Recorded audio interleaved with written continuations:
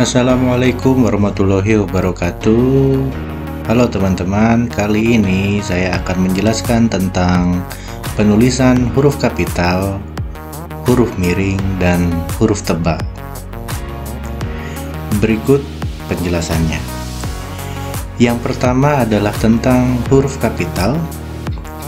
Ada berbagai macam peraturan dalam menuliskan huruf kapital.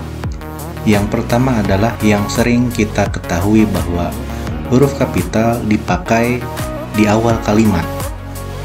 Sebagian besar orang sudah tahu bahwa di awal kalimat pasti dituliskan dengan huruf kapital. Seperti di sini ada dua contoh kalimat. Apa maksudnya? Di sini ditandai tanda baca karena berbentuk pertanyaan. Nah, awal kalimatnya diawali dengan huruf kapital. Awal kalimat itu biasanya terdiri atas dua hal. Yang pertama di awal paragraf, yang kedua setelah kalimat berakhir. Nah, kalimat berakhir itu hanya ada tiga tanda yang menyatakan bahwa kalimat tersebut berakhir, yaitu tanda seru, tanda tanya, dan tanda titik. Sedangkan tanda koma bukan termasuk ke dalam tanda yang mengakhiri kalimat, sehingga kata yang didahului oleh tanda koma tidak diawali huruf kapital. Yang berikutnya dalam huruf kapital adalah dipakai sebagai huruf pertama unsur nama orang. Di sini juga termasuk julukan. Sebagian besar orang sudah tahu bahwa nama ditulis dengan awal huruf kapital. Jika namanya terdiri dari tiga kata, maka setiap katanya diawali dengan huruf kapital. Jika namanya hanya dua kata, setiap katanya juga diawali dengan huruf kapital. Bukan cuma nama orang, tapi juga nama julukan ditulis dengan huruf kapital juga. Seperti di sini ada contoh julukan Jenderal Kancil. Karena ini nama julukan, berarti juga ditulis dengan awal huruf kapital. Banyak julukan-julukan seperti leher beton, lalu si badak, dan lain sebagainya. Nah, nama-nama julukan seperti itu ditulis dengan huruf kapital.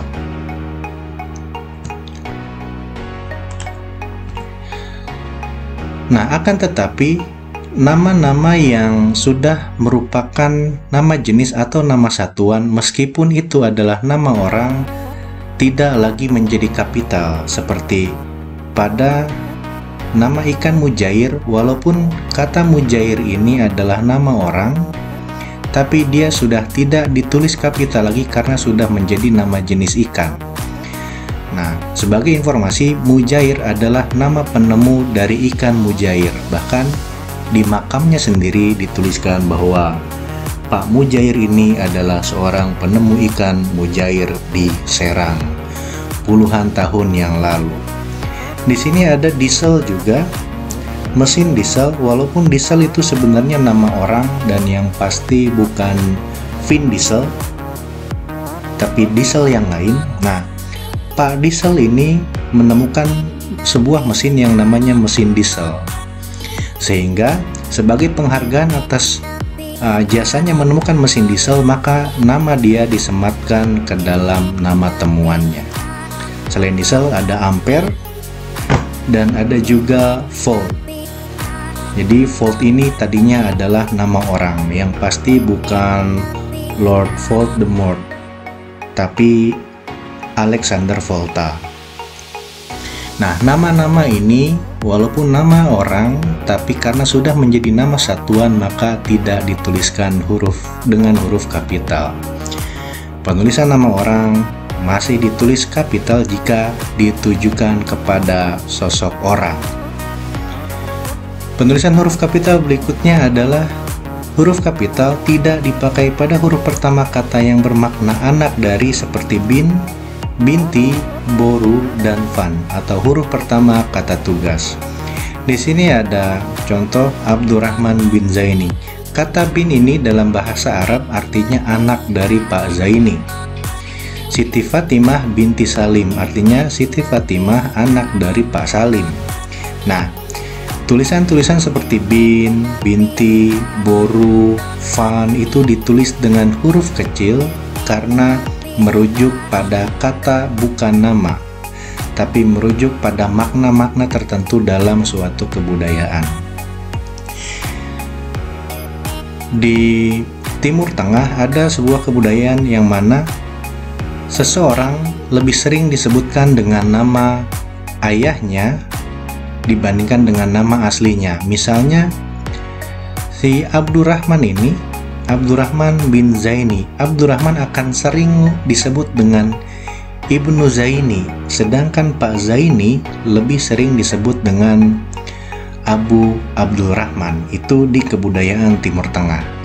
Indonesia tidak mengenal budaya seperti itu.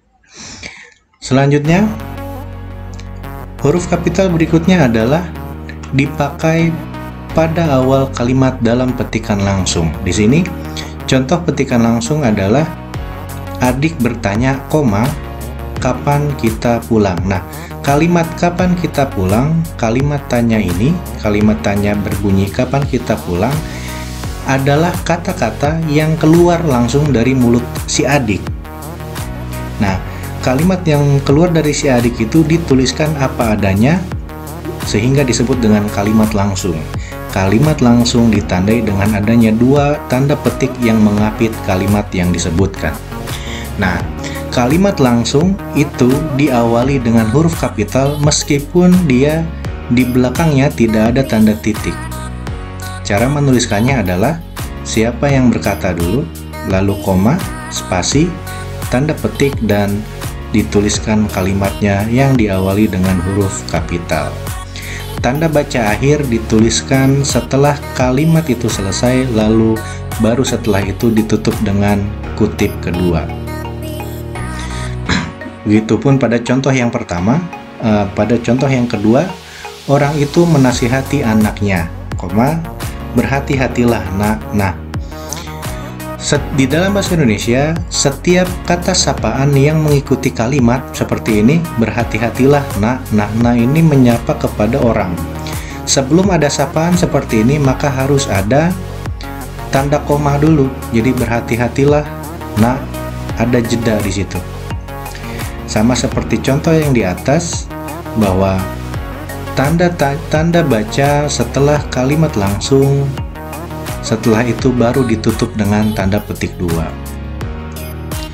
Huruf kapital berikutnya adalah dipakai sebagai huruf pertama setiap kata nama agama, kitab suci, dan Tuhan, termasuk sebutan dan kata ganti untuk Tuhan.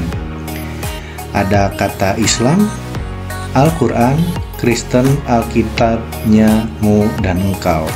Kata Islam ditulis kapital meskipun berada di tengah kalimat karena ini nama agama. Kata Al-Quran ditulis kapital huruf awalnya meskipun berada di tengah kalimat karena ini adalah nama kitab suci. Begitupun kata Kristen ditulis kapital meskipun di awal kalimat karena dia nama agama. Kata Alkitab, di sini ada katanya dan katamu, ditulis kapital karena ini adalah kata ganti Tuhan. Ini juga adalah kata ganti Tuhan. Di sini ada kata engkau yang ditulis kapital karena engkau ini dirujuk kepada Tuhan. Jadi kata-kata seperti hanya padamu, hanya padanya, kepada engkau, kata-kata yang ditujukan kepada Tuhan itu ditulis dengan huruf kapital meskipun berada di tengah-tengah kalimat. Kita lanjut. Nah, berikutnya, huruf kapital dipakai sebagai huruf pertama unsur nama gelar kehormatan, keturunan, keagamaan, atau akademik yang diikuti nama orang. Ingat ya, kehormatan, keturunan, keagamaan, atau akademik yang diikuti nama orang. Termasuk gelar akademik yang mengikuti nama orang. Di sini ada Sultan, ini adalah gelar kehormatan. Nama aslinya adalah Hasanuddin. Kata Sultan itu ditulis kapital karena ada nama pengikutnya di sini, nama yang mengikutinya. Di sini ada Mahaputra juga gelar kehormatan. Nama asli orangnya adalah Yamin. Kata Mahaputra ditulis kapital karena ada kata orang di sini. Ada nama orang di sini. Haji juga ditulis kapital karena di sini ada Agus Salim. Nabi Ibrahim, kata Nabi ditulis kapital karena ada Ibrahim, karena ada nama yang mengikutinya. Nah, huruf kapital tidak berlaku ketika huruf pertama unsur nama gelar, kehormatan, keturunan, agama, profesi yang tadi disebutkan tidak diikuti oleh nama, gitu. Kecuali digunakan sebagai sapaan. Selamat datang yang mulia. Di sini kata yang mulia ditulis kapital karena digunakan untuk menyapa. Perlu diingat, kata sapaan atau panggilan sapaan itu dituliskan dengan huruf kapital. Lagi apa, bro? Nah, kata bro ditulis kapital karena adalah sapaan. Lagi apa, cuy? Nah, cuy-nya juga ditulis kapital karena ada maksud menyapa. Di sini semoga berbahagia Sultan, terima kasih Kiai, selamat pagi dokter, silakan duduk Prof, mohon izin Jenderal. Nah, kata Jenderal, Prof, dokter, Kiai, Sultan yang mulia semuanya ditulis kapital karena digunakan untuk menyapa. Nah, berikutnya huruf kapital dipakai sebagai huruf pertama unsur nama jabatan dan pangkat yang diikuti nama orang atau yang dipakai sebagai pengganti nama tertentu, nama instansi atau nama tempat. Di sini ada jabatan namanya Wakil Presiden. Penulisan Wakil Presiden ditulis kapital karena ada nama yang mengikutinya. Pun halnya dengan Perdana Menteri, Profesor, Laksamana Muda Udara, Proklamator Republik Indonesia, Sekretaris Jenderal, dan Gubernur. Semuanya ditulis kapital karena ada nama orangnya. Selain ada nama, penulisan huruf kapital juga berlaku jika nama jabatan diikuti oleh nama lembaganya. Seperti ini, Sekretaris Jenderal ditulis kapital karena ada nama lembaganya yaitu Kementerian Pendidikan dan Kebudayaan. Kata gubernur ditulis kapital karena diikuti dengan nama Papua Barat. Jadi walaupun bukan nama orang tapi diikuti oleh nama lembaga atau nama kota, tetap ditulis kapital. Selanjutnya, huruf kapital juga dipakai sebagai huruf pertama nama bangsa, suku, dan bahasa. Di sini Indonesia ditulis kapital karena ini nama negara. Kata Dani ditulis kapital karena ini nama suku.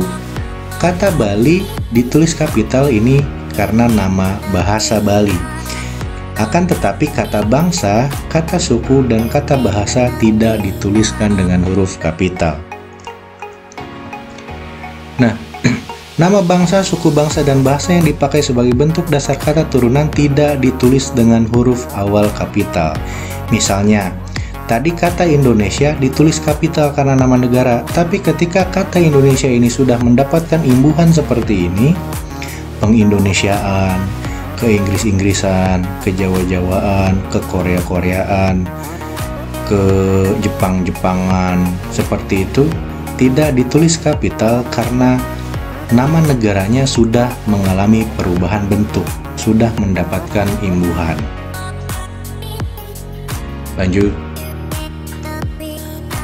Huruf kapital juga dipakai sebagai huruf pertama nama tahun, bulan, hari, hari besar, atau hari raya. Seperti di sini, tahun Hijriah, kata Hijriah ditulis kapital karena nama tahun. Agustus ditulis kapital karena nama bulan. Jumat ditulis kapital karena nama hari. Lebaran ditulis kapital karena nama hari raya, dan seterusnya. Masehi, Maulid, Galungan, Natal. Tapi sebutan-sebutan tahunnya, tahun, bulan, hari, tarik, bulan itu ditulis kecil. Yang ditulis kapital hanya istilah bulannya, istilah tahunnya, atau istilah harinya. Jadi dari Senin sampai Jumat itu ditulisnya kapital.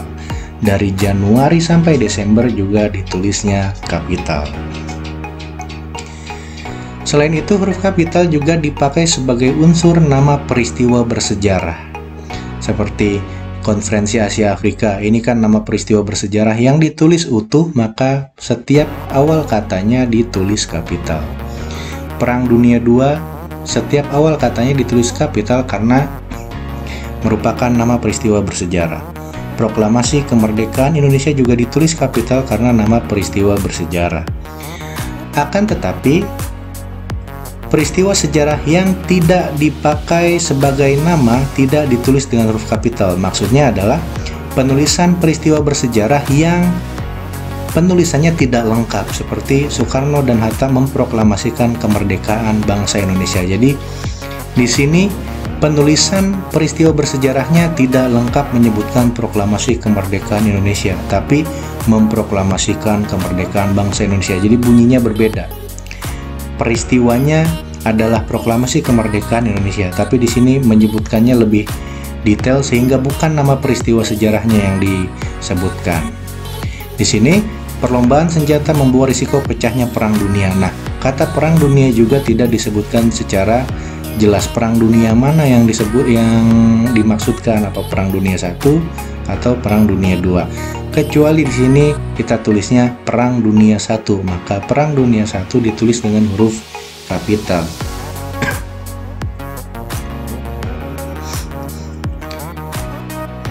Huruf kapital dipakai sebagai huruf pertama nama geografi seperti Jakarta, Pulau Miangas, Bukit Barisan, Dataran Tinggi, Jalan Sulawesi.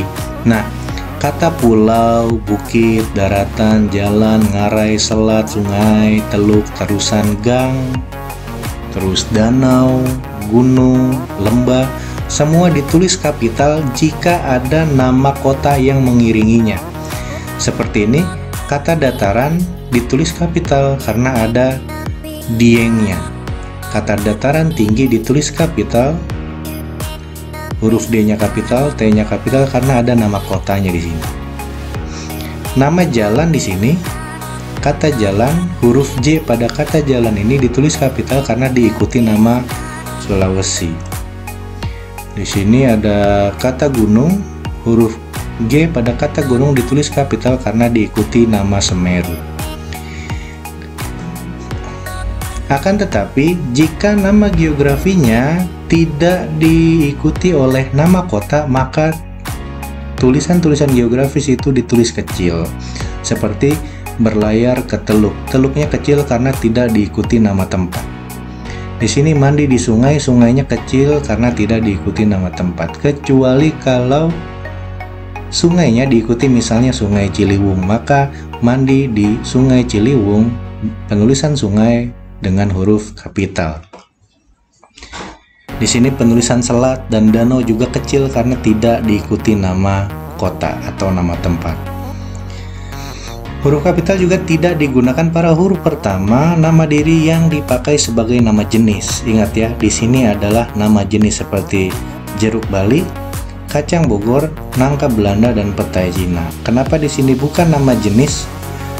Kenapa di sini bukan huruf kapital? Karena di sini adalah nama jenis. Nama jenis itu bukan termasuk ke dalam nama asal. Jadi misalnya jeruk Bali, ini belum tentu jeruk Bali itu berasalnya dari Bali, karena di daerah-daerah seperti Kalimantan Utara juga ada produksi jeruk Bali. Kacang Bogor juga bukan hanya berada di Bogor. Sekarang di Jakarta, di Bandung ada penjual kacang Bogor. Nangka Belanda bukan berarti berasal dari Belanda. Nah, nama jenis ini tidak merujuk kepada asal benda itu muncul gitu. Seperti petai Cina ya belum tentu asalnya dari Cina, karena kita bisa mendapatkan petai Cina di mana saja. Nah, berikutnya, nama yang disertai nama geografi dan merupakan nama jenis dapat dikontraskan atau disejajarkan dengan nama jenis lain dalam kelompoknya. Misalnya, kita mengenal berbagai macam gula seperti gula Jawa, gula pasir, gula tebu, gula aren, dan gula anggur. Jadi, kalau untuk mencari tahu seperti apa sih yang namanya nama jenis itu, nama jenis itu adalah sebuah nama benda yang tidak ada temannya di kota lain, misalnya gula Jawa. Kalau ini nama asal, berarti kita bisa menemukan gula di daerah-daerah lain seperti gula Sumatera, gula Sulawesi, gula Papua. Sedangkan gula-gula di Sumatera, di Sulawesi, di Papua itu tidak ada nama yang seperti itu. Gula Ambon, tidak ada gula Ambon, adanya gula Jawa aja. Jadi gula Jawa berarti bukan nama asal, tapi nama jenis. Di sini ada kunci Inggris. Benar nggak ini nama jenis? Kalau ini nama jenis, berarti dia tidak punya teman-teman sesama kunci di negara lain. Kalau kunci Inggris punya teman-teman kunci di negara lain, berarti ini nama asal. Coba kita cek apakah ada kunci Spanyol, kunci Italia, kunci Indonesia, kunci Belanda, kunci Suriname, kunci Zimbabwe, kunci Pantai Gading, itu tidak ada. Adanya hanya kunci Inggris. Kunci Inggris teman-temannya ya kunci tolak, kunci pas, kunci ring, dan kunci-kunci lainnya. Artinya kunci Inggris bukan nama asal, tapi adalah nama jenis kunci. Selain nama jenis, ada yang namanya nama asal. Nah, jadi kalau nama asal itu menunjukkan bahwa suatu benda atau suatu objek itu memang berasal dari kota itu. Ketika nama asal disebutkan, maka penulisan kotanya harus kapital. Seperti di sini, dia mengoleksi batik Cirebon. Kenapa kok Cirebonnya ditulis kapital? Padahal kok tadi di jeruk Bali, di gula Jawa kok Jawanya ditulis kecil? Karena batik Cirebon ini menunjukkan asal. Gimana cara mengkonfirmasi bahwa batik Cirebon adalah nama asal? Kita tinggal cari batik di daerah-daerah lain apakah ada. Kalau ada, berarti dia memang nama asal. Batik Cirebon, batik Pekalongan, batik Solo, batik Yogyakarta, batik Madura, batik Kalimantan, batik Bengkayang, batik Sanggau, dan lain sebagainya. Oh, ternyata banyak batik di daerah-daerah lain. Berarti batik Cirebon adalah nama asal, sehingga kata Cirebon ditulis dengan huruf kapital karena merujuk pada nama kota, bukan nama jenis. Sedangkan kata batiknya tetap ditulis kecil, yang kapital hanya nama kotanya saja. Ada juga kata pada film Hong Kong, film India, film Korea, dan film Jepang, karena kata-kata ini menunjukkan asal filmnya. Film Hong Kong berarti film dari Hong Kong. Kalau jeruk Bali bukan jeruk dari Bali. Apalagi ada istilah lain itu misalnya bika Ambon. Bikanya bukan dari Ambon tapi dari Medan. Ada pisang Ambon juga. Pisang Ambon tidak selalu berasal dari Ambon, tapi di Bogor juga banyak pisang Ambon. Nah, di sini ada tarian Sumatera, tarian Kalimantan Timur, dan tarian Sulawesi Selatan juga menunjukkan nama asal, bukan nama jenis. Berikutnya, huruf kapital dipakai sebagai huruf pertama semua kata dalam nama negara, lembaga badan, organisasi, atau dokumen resmi. Kecuali kata-kata tugas, kata depan, kata hubung seperti di, ke, dari, dan, yang, untuk. Misalnya Republik Indonesia sudah pasti ditulis kapital. Majelis Permusyawaratan Rakyat, nah ini pasti ditulis kapital karena nama lembaga resmi. Ikatan Ahli Kesehatan Masyarakat Indonesia juga ditulis kapital karena ini adalah nama organisasi. Perserikatan Bangsa-Bangsa juga ditulis kapital karena nama organisasi. Peraturan Presiden Republik Indonesia Nomor 16 Tahun 2010 tentang penggunaan bahasa Indonesia, misalnya, juga ditulis kapital karena ini maksudnya ditulis dengan huruf awal kapital karena merupakan dokumen resmi.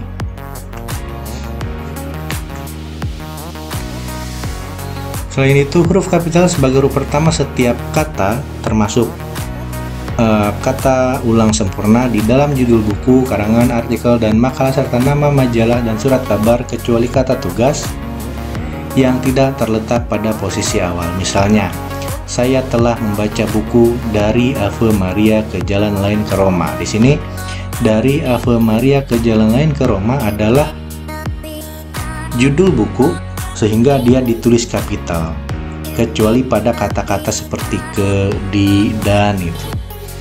Kata dari juga sebenarnya harus ditulis kecil, tapi karena ini ada di awal kalimat maka ditulis kapital. Sebagai informasi, untuk penulisan judul buku selain ditulis kapital juga dituliskan dengan huruf miring. Di sini di contohnya tidak dimiringkan tapi seharusnya ditulis dengan huruf miring. Di sini ada juga tulisan itu dimuat dalam majalah Bahasa dan Sastra. Kata bahasa dan sastra juga ditulis diawali dengan huruf kapital kecuali kata dan karena merupakan kata penghubung. Sama seperti tadi, kalimat bahasa dan sastra juga seharusnya ditulis miring. Dia agen surat kabar Sinar Pembangunan. Sinar Pembangunan adalah nama surat kabar sehingga ditulis dengan huruf awal kapital. Seperti itu. Huruf kapital dipakai juga sebagai huruf pertama unsur singkatan, nama gelar, pangkat, atau sapaan. Di sini ada SH kapital, Daeng, Sarjana Kesehatan Masyarakat, Datuk, Sarjana Sastra, dan lain sebagainya. Semuanya diawali dengan huruf kapital kecuali huruf-huruf yang mengikuti huruf kapital itu dalam satu kelompok kata. Misalnya pada kata prof. Ini adalah singkatan. Kata prof ini singkatannya merangkai potongan kata sehingga yang kapital cukup P-nya saja.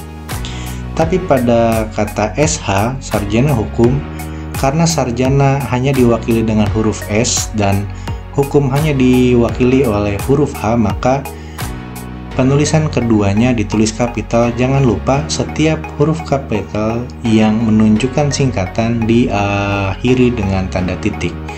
Tanda titik ini adalah menunjukkan bahwa huruf tersebut adalah singkatan. Di sini kata tuan, karena kesepakatan di bahasa Indonesia kata tuan disingkat dengan TN.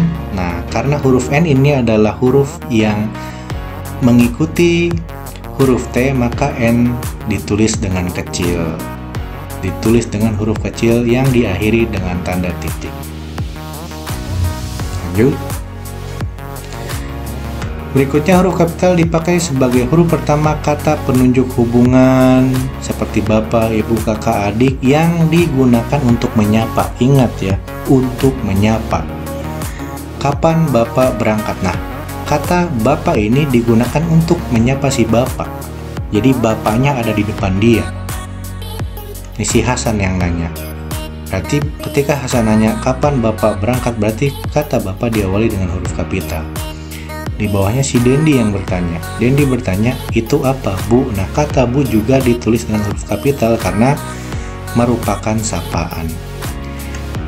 Surat saudara telah kami terima dengan baik. Nah, di sini ada kata saudara karena ini kalimat ini dibaca oleh si saudara, maka dianggapnya menyapa. Jadi, kata saudara ditulis dengan huruf awal kapital. Lanjut. Istilah-istilah kekerabatan seperti itu tidak ditulis kapital kalau bukan digunakan untuk menyapa. Misalnya, kita harus menghormati bapak dan ibu kita. Di sini kata bapak dan ibu tidak digunakan dalam konteks menyapa. Kita harus menghormati bapak dan ibu. Nah, si bapak dan ibu di sini dalam kondisi tidak sedang dipanggil. Semua kakak dan adik. Nah, kakak dan adik ini juga tidak ditulis kapital karena bukan sapaan. Bukan dalam konteks sedang dipanggil atau dimention. Kata ganti Anda, nah khusus pada kata ganti Anda ditulis dengan huruf awal kapital karena kata Anda sudah pasti digunakan untuk menyapa.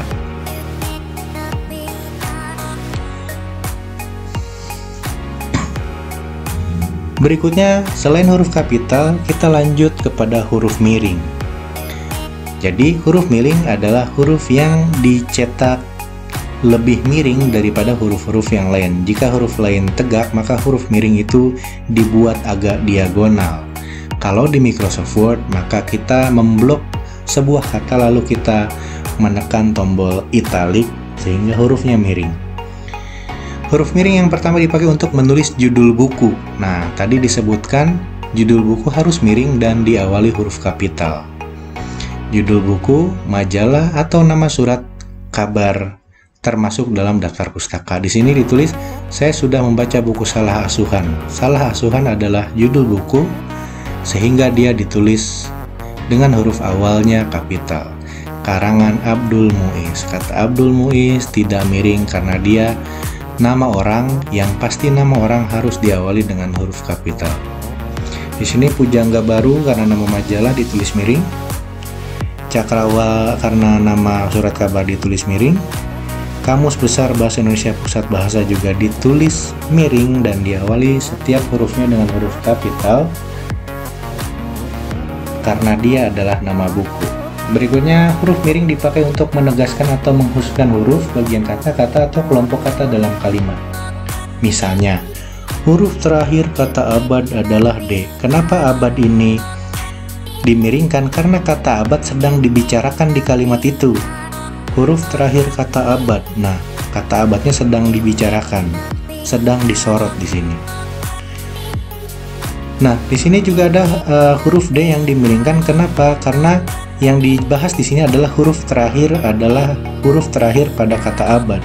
A abadnya disorot, huruf terakhirnya pada kata abad disorot. Berarti huruf D di sini, berarti D-nya juga dimiringkan. Dia tidak diantar, tetapi mengantar. Nah, ini untuk penekanan saja. Jadi kalau kita ingin menekan agar orang paham, maka dibuat hurufnya miring. Dalam bab ini tidak dibahas pemakaian tanda baca. Ini juga untuk penekanan, menegaskan seperti itu. Nah, di sini juga ada contoh, buatlah kalimat dengan menggunakan ungkapan lepas tangan. Ini juga huruf yang ditegaskan. Lanjut, selain itu huruf miring juga digunakan untuk ungkapan bahasa daerah atau bahasa asing seperti di sini. Upacara pesijuk tepung tawar, ini bahasa daerah, bahasa Aceh. Ditulis miring karena merupakan bahasa daerah murni. Nama ilmiah buah manggis ialah Garcinia mangostana. Ini adalah nama asing, istilah asing, jadi ditulis dengan huruf miring. Ungkapan Bhinneka Tunggal Ika, karena ini juga bukan bahasa Indonesia tapi bahasa Sanskerta, maka ditulis dengan huruf miring. Nah, sebagai catatan, meskipun berbahasa asing, tapi kalau nama lembaga yang berbahasa Inggris misalnya, walaupun menurut kita itu adalah bahasa Inggris, tapi tetap tidak ditulis miring. Selain nama lembaga, nama orang yang merupakan nama orang yang mungkin menurut kita, wah, nama orangnya ini bahasa asing nih, bahasa Inggris nih, misalnya White Brown namanya si White Brown, wah berarti miring. Tidak, untuk nama orang itu tidak dimiringkan. Nama orang, nama lembaga tetap ditulis tegak. Nah, untuk huruf yang kita tulis tangan atau digunakan menggunakan mesin tik ketika mengetiknya, maka kita tidak bisa membuat tulisan miring karena ada orang yang tulisannya sudah miring. Untuk naskah-naskah pada tulisan tangan atau mesin tik, bagian yang harusnya miring maka diberi garis bawah. Kalimat atau teks bahasa asing atau bahasa daerah yang dikutip secara langsung ke dalam teks berbahasa Indonesia ditulis juga dengan huruf miring. Selain huruf miring, ada huruf tebal. Terakhir adalah huruf tebal. Huruf tebal dipakai untuk menegaskan bagian tulisan yang sudah ditulis miring. Ingat di sini. Huruf DH, nah mohon maaf di sini harusnya kata DH ditulis miring. Huruf DH harusnya ditulis miring. Huruf DH seperti pada kata Ramadan. Nah, Ramadan juga harusnya ditulis miring karena adalah bahasa Arab yang ditransliterasikan ke dalam bahasa Indonesia, ke dalam huruf Latin. DH juga harusnya miring karena merupakan istilah yang sedang disorot gitu, istilah yang sedang dibicarakan. Huruf DH seperti pada kata Ramadan. Ramadan tadi saya bilang harus miring karena bahasa asing. Terus kenapa kok di sini DH-nya ditulis tebal karena DH adalah huruf yang sedang disorot.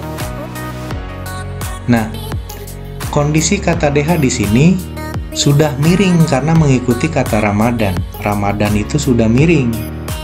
Ini saya berikan contoh, misalnya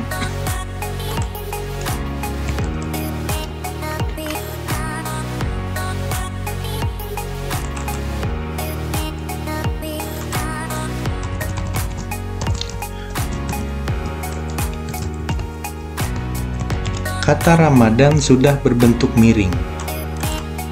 Nah, yang sedang menjadi sorotan adalah huruf DH. Huruf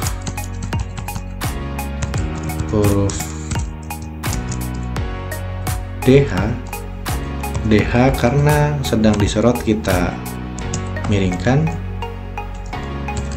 pada kata Ramadan tidak terdapat dalam ejaan bahasa Indonesia. Huruf DH kenapa miring? Karena sedang disorot. Pada kata Ramadan, kenapa Ramadan miring? Karena bahasa asing.